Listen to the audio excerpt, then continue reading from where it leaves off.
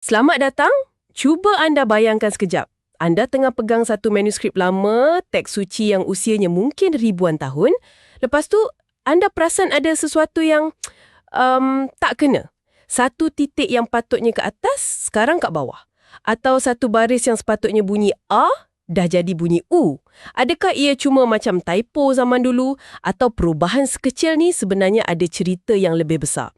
Dalam perbincangan kita kali ini, kita akan selam lebih dalam dua aspek yang sangat kritikal dalam pengajian hadis. Pertama, kita akan bongkar misteri di sebalik tasyif dan tahrif. Ini istilah teknikal untuk kesilapan-kesilapan yang boleh jadi masa proses salin hadis. Lepas tu, kita akan beralih ke satu konsep yang lain pula, iaitu nasih dan mansuh. Yang ni pula bila satu hukum Tuhan dibatalkan dan diganti dengan hukum yang baru. Dan misi kita bersama kiranya adalah untuk menghargai betapa telitinya para sarjana hadis. Kita bukan nak cari salah je, tapi kita nak faham macam mana mereka ni jadi macam detektif teks. Mereka kesan setiap perubahan dan yang paling penting, bezakan antara silap yang tak sengaja dengan perubahan hukum yang memang datang dari wahyu. Proses intelektual dia tu sangat mengagumkan. Baiklah, jom kita mulakan dengan kesilapan-kesilapan ni. Istilah tasyif dan tahrif ni bunyinya agak teknikal. Secara mudahnya, ia merujuk pada kesilapan dalam teks. Tapi, apa beza dia sebenarnya? Dan adakah semua ulama' setuju dengan definisi yang sama? Evolusi. Pada peringkat awal, ulama-ulama besar macam Imam Syafi'i, Imam Ahmad Ibn Hanbal, mereka tak terlalu bezakan pun dua istilah ni. Bagi mereka, kalau ada silap dalam catatan, ia dipanggil tashyif atau tahrif secara umum. Macam kita hari inilah, guna perkataan typo untuk macam-macam jenis salah type kan? Jadi pada mulanya ia macam satu istilah payung. Satu perkataan untuk semua jenis kesilapan. Bila ia mula jadi lebih terperinci? Ia jadi lebih terperinci bila ulama terkemudian rasa perlu ada ketepatan yang lebih tinggi. Contohnya, ada seorang sarjana nama Al-Askari. Beliau datang dan cadangkan satu perbezaan yang jelas. Menurut beliau, tahrif ni lebih umum. Maksudnya, apa-apa je perbuatan yang ubah lafaz dari mana asal. Manakala tasyif pula, yang ni lebih spesifik. Ia kesilapan yang jadi sebab bentuk huruf Arab tu sendiri yang hampir sama. Terutamanya yang libatkan titik dan baris. Okey, jadi Al-Askari dah bagi definisi yang agak jelas. Tapi kenapa pula ulama macam Ibnu Hajar Al-Asqalani yang datang lagi kemudian rasa perlu untuk perincikan lagi? Definisi awal tu masih tak cukup tajam ke? Tepat sekali. Ibnu Hajar ni seorang yang sangat mementingkan metodologi. Dia rasa definisi itu boleh ditajamkan lagi untuk analisis yang lebih teknikal. Jadi dalam kitab dia yang terkenal, Nuzhat An-Nazar, beliau bagi definisi yang jadi standard rujukan lepas tu. Menurut Ibnu Hajar, kalau kesilapan berlaku pada titik huruf, contohnya, huruf ba yang satu titik kat bawah, tersilap tulis jadi ta yang dua titik atas. Maka itu dipanggil tasyif. Tasyif, okey. Manakala, kalau kesilapan berlaku pada bentuk huruf atau baris vokal dia, harakat. Contohnya, baris fathah yang bunyi A ditukar ke dammah yang bunyi U, maka itu dipanggil tahrif. Tahrif. Faham. Jadi, beliau asingkan silap titik dengan silap baris. Ini tunjukkan betapa mikroskopiknya penelitian mereka kan? Boleh kita tengok contoh sebenar tak? Macam mana kesilapan ni boleh berlaku dan apa kesan dia? Adakah ia cuma jejaskan nama orang atau boleh ubah makna hadis tu sendiri? Ia boleh jadi pada dua-dua sekali. Dan dua-dua tu bawa kesan yang besar. Boleh jadi pada sanad, iaitu rantaian perawi, dan juga pada matan, teks hadis tu. Kesilapan pada sanad boleh jejaskan kredibiliti seluruh riwayat. Contohnya, Yahya ibn Ma'in, seorang gergasi dalam ilmu kritikan perawi, pernah dilaporkan buat tasyif. Beliau tersilap sebut nama seorang perawi sebagai Ibn Muzahim, padahal nama sebenar dia lain. Kesilapan kecil macam ni boleh buat seorang perawi yang dipercayai disalah anggap sebagai perawi yang lemah. Atau sebaliknya, boleh ubah status hadis terus. Dari sahih jadi dhaif, macam tu. Dan macam mana pula dengan kesilapan pada matan atau teks hadis tu? Yang tu kesannya boleh jadi lebih direct pada pemahaman kita. Satu contoh tahrif yang sangat jelas. Dalam sebuah riwayat, ada seorang perawi nama Gundar. Dia riwayatkan satu hadis dan tertukar perkataan Ubay kepada Abi. Abi. Ya. Perubahan satu baris vokal je. Tapi ia dah tukar nama seorang sahabat Nabi kepada bapa saya. Bayangkan, identiti orang yang dirujuk dalam hadis tu berubah sepenuhnya hanya sebab satu baris kecil. Serius lah. Okey, sekarang kita dah faham apa benda ni. Persoalan seterusnya, macam mana ia boleh jadi? Adakah ia kecuaian semata-mata atau ada faktor persekitaran zaman tu yang buat ia macam hampir mustahil untuk dielakkan? Ia gabungan kedua-duanya. Dan para ulama' dah kategoriskan puncanya dengan sangat teliti. Dua kategori utama ialah tasyif al-basar, kesilapan penglihatan, dan tasyif al-sama', kesilapan pendengaran. Jom kita tengok tasyif al-basar dulu, kesilapan penglihatan. Okey, ini berlaku bila mata penyalin atau pembaca tu tersilap baca teks. Punca utamanya ialah kualiti manuskrip tu sendiri. Manuskrip Arab zaman dulu kebanyakannya ditulis dalam bentuk rasam. Maksudnya, tanpa sebarang titik pada huruf dan tanpa baris vokal. Sekejap. Maksudnya kita kena bayangkan mereka baca satu teks di mana huruf macam jim, ha dan kha semua nampak sama atau ba, ta dan tha semua nampak macam satu mangkuk kosong je. Itu macam resepi untuk bencana je bunyinya. Tepat sekali. Memang satu cabaran yang amat besar. Nama-nama macam Hibban, Hayyan dan Jabban semua akan nampak hampir sama. Hanya orang yang betul-betul pakar dan faham konteks ayat je boleh baca dengan betul. Tambah pula dengan keadaan manuskrip yang mungkin dah lusuh, dawat pudar atau mata pembaca yang kurang baik. Ada satu kisah lucu tapi penting. Seorang lelaki dari Mesir baca nama Humran sebagai khamrah depan seorang ulama'. Satu majlis ilmu tu ketawa. Ini tunjukkan betapa mudahnya kesilapan visual boleh berlaku. Okey, itu kesilapan mata. Macam mana pula dengan tasyif as-sama, kesilapan pendengaran? Ini bunyinya lebih rumit kan? Sebab ia tak tinggalkan bukti fizikal pada manuskrip. Adakah ini bermakna ia lebih bahaya dan lebih susah nak dibetulkan oleh generasi kemudian? Itu satu pemerhatian yang sangat tajam. Ya, boleh kata macam tu. Kesilapan pendengaran berlaku bila seorang murid tersilap dengar apa yang guru dia sampaikan. Puncanya boleh jadi sebutan huruf yang hampir sama bunyi atau faktor luaran macam jarak yang jauh dalam majlis ilmu yang besar atau mungkin suara guru tu sendiri yang dah uzur dan tak berapa jelas. Macam dengar telefon line tak clear, tapi pertaruhan dia jauh lebih tinggi. Ada contoh spesifik tak? Ada. Satu contoh klasik ialah nama perawi Asim Al-Ahwal. Sebab sebutan dia yang laju dan dekat, sebahagian perawi tersilap dengar dan catat sebagai Wasil Al-Ahdab. Bunyinya memang hampir sama kan? Tapi mereka ni dua orang yang berbeza sama sekali. Kalau kesilapan ni tak dikesan, habislah keliru rantaian sanad tu. Nampaknya selain perawi itu sendiri, ada pihak ketiga yang menyumbang pada masalah ni juga, iaitu para penyalin manuskrip profesional.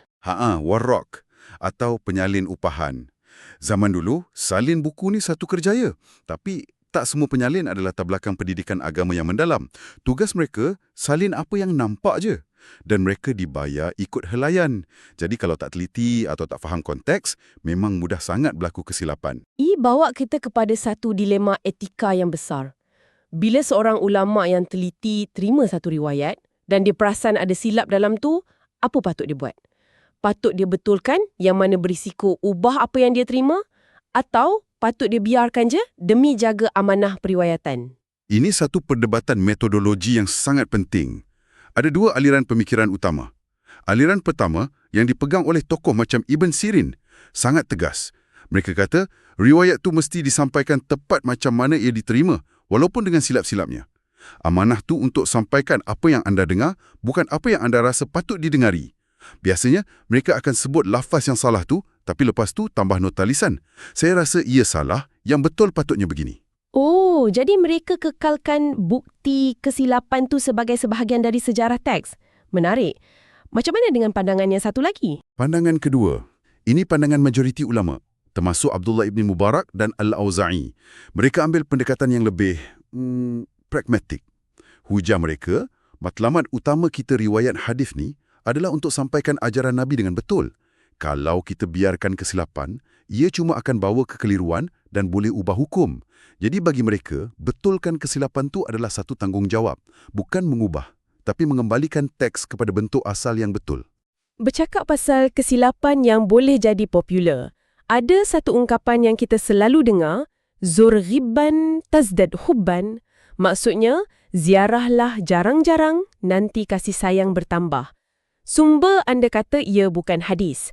Tapi yang lagi menarik, ia mungkin juga satu bentuk tasyif. Tepat sekali. Para pengkritik hadis dah sahkan ia bukan sabda Nabi, lebih kepada kata-kata hikmah Arab. Tapi analisis yang lebih mendalam oleh pakar bahasa, cadangkan ungkapan popular ni sendiri mungkin lahir dari satu silap salin. Teori mereka, lafaz asal dia mungkin zur anna tazdad hinna. Perubahan kecil pada huruf ghain, gha ke ain, a dan ba ke nun, huruf yang nampak serupa dalam tulisan sambung dah ubah ungkapan tu. Ini tunjukkan macam mana satu typo kuno boleh cipta satu peribahasa baru yang hidup berabad-abad lamanya. Jadi jelaslah para ulama' sangat berhati-hati untuk tak ubah teks walau satu titik, melainkan untuk betulkan kesilapan yang nyata. Tapi ini buat saya fikir, macam mana pula kalau perubahan tu memang patut berlaku? Bukan sebab silap manusia, tapi sebab datangnya wahyu yang baru. Ini bawa kita terus kepada konsep nasih dan mansuh, kan? Ya, satu peralihan yang sempurna. Kita beralih dari perubahan yang tak sengaja kepada perubahan yang terancang dan datang dari Tuhan. Secara ringkasnya, nasih dan mansuh ni konsep di mana satu hukum syarak yang terdahulu, kita panggil mansuh, diangkat atau dibatalkan oleh satu hukum syarak yang datang kemudian, yang kita panggil nasih. Ini menimbulkan satu persoalan yang menarik. Kalau hukum yang terakhir tu Tuhan dah tahu dari awal, kenapa perlu ada hukum sementara dulu? Apa hikmahnya pendekatan per peringkat ni? Itu soalan teras tentang falsafah perundangan Islam. Ulama' jelaskan ia menunjukkan sifat realistik dan mendidik syariah.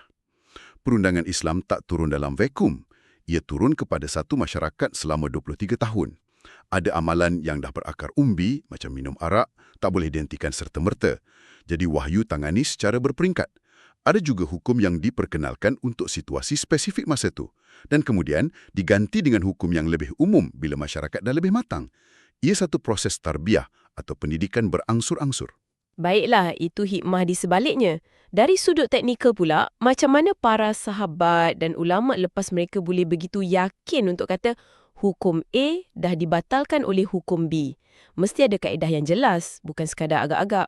Sudah tentu. Ada 3 cara utama dan jelas untuk tahu. Yang pertama dan paling senang, bila ada kenyataan langsung dari Nabi Muhammad SAW.